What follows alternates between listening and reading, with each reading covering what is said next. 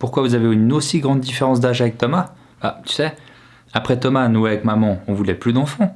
Mais bon, t'es arrivé, et puis on le changerait pour rien au monde, mais c'est vrai que nous on voulait plus d'enfants, hein, normalement. N'existe pas. Mais pourquoi t'as choisi Scoloria? Je t'ai vu comme c'est tout petit. T'y arriveras pas, c'est beaucoup trop dur pour toi ça. Ne réussis pas. Mais non, tu t'es pas fait mal, t'as pas mal. Allez, arrête de pleurer.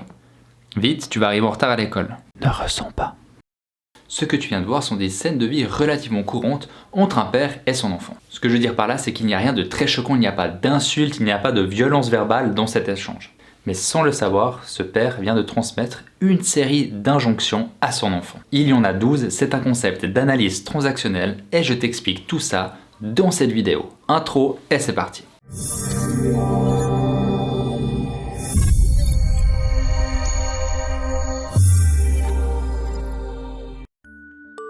Les injonctions sont des messages négatifs, interdits, transmis inconsciemment des parents vers leur enfant. Les parents désirent en général que leur enfant réussisse dans la vie et soit heureux, mais ils ont peur que ceux-ci n'atteignent pas ce but. Souvent, ils désirent les voir réaliser ce à quoi ils ont eux aspiré et qu'ils n'ont pas pu atteindre. Alors, pour bien éduquer leur enfant, ils leur transmettent des injonctions, des interdictions qu'ils veulent positives, mais qui auront des effets négatifs, car elles sont souvent ambivalentes. Ces injonctions sont envoyées généralement de manière non verbale avant 6 ans.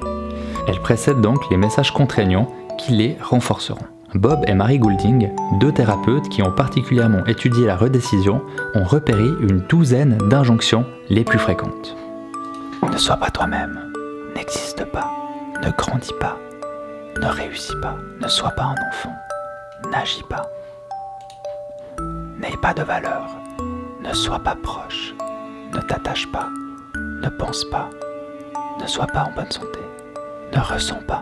Bien entendu, la liste n'est pas exhaustive. Nous pouvons en imaginer d'autres comme ne dérange pas, ne demande pas, n'éprouve pas de besoin, etc. Alors, avant de voir plus en détail chaque injonction, je tenais à préciser que cette vidéo n'est pas dans le but de faire culpabiliser les parents. Hein maman, c'est pas ta faute, t'inquiète pas. Comme toujours, le but de ces vidéos, c'est d'apprendre des choses sur soi, d'améliorer sa connaissance personnelle et connaître des choses qui peuvent être utiles, qui peuvent s'intégrer. Et comme je le dis toujours, observez-vous avec curiosité, avec bienveillance et avec le moins de jugement possible.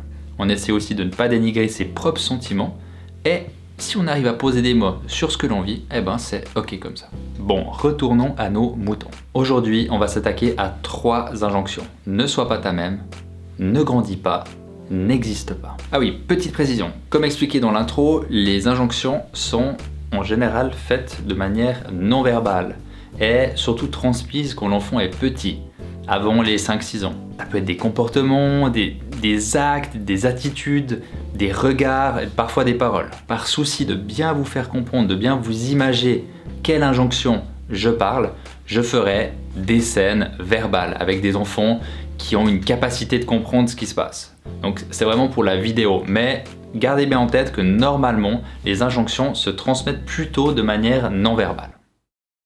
Ah, on aurait tellement aimé avoir une petite fille avec ta maman. Ne sois pas toi-même. T'as vu le petit Julien de sa classe? Il sait déjà son livre à 7, lui. Ne sois pas toi-même. T'es bien comme ta tante, toi. Hein. Ne sois pas toi-même.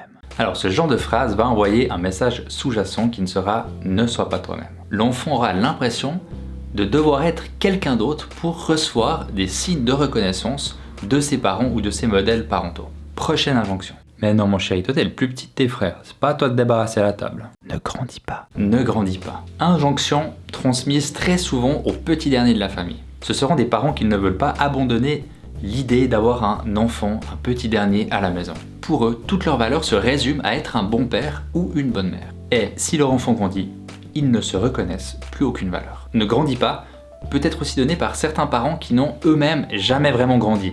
Et donc, ils veulent un peu garder leurs camarades de jeu. Prochaine injonction. Bah oui, papa, il a dû arrêter ses études quand t'es arrivé parmi nous. Et il n'a pas pu aller à l'université. N'existe pas. Maman a failli mourir en te mettant au monde. N'existe pas. Il faut absolument que tu caches ta grossesse.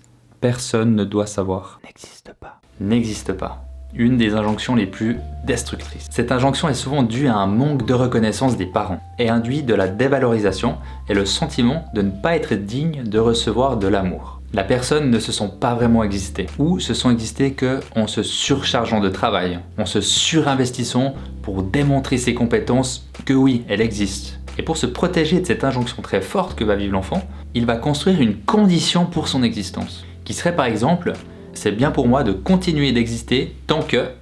Et puis là, la réponse est multiple suivant la situation. Tant que je ne suis pas proche des autres, tant que je travaille dur, tant que je me débrouillerai tout seul, etc., etc. Donc oui, ça peut être violent comme concept à entendre comme ça. Après, je te rassure, on a tous reçu des injonctions. Certaines plus fortes que d'autres, bien entendu, on n'aura pas tous les 12 injonctions. Mais heureusement, il y a un magnifique outil qui s'appelle la roue des permissions.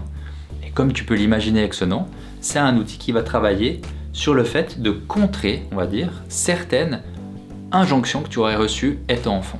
Mais avant de te parler de cet outil, c'est intéressant pour moi qu'on parcourt les 12 injonctions, que tu puisses déjà, comme première étape, identifier celles que tu penses avoir reçues ou non, dans le but d'accentuer cette roue des permissions essentiellement là où tu en as besoin. Je te donne donc rendez-vous la semaine prochaine pour une nouvelle série d'injonctions et par la suite nous verrons cette roue des permissions. D'ici là, comme à mon habitude, il ne me reste qu'à te souhaiter une très bonne connaissance de toi-même et je te dis à la semaine prochaine, bye bye.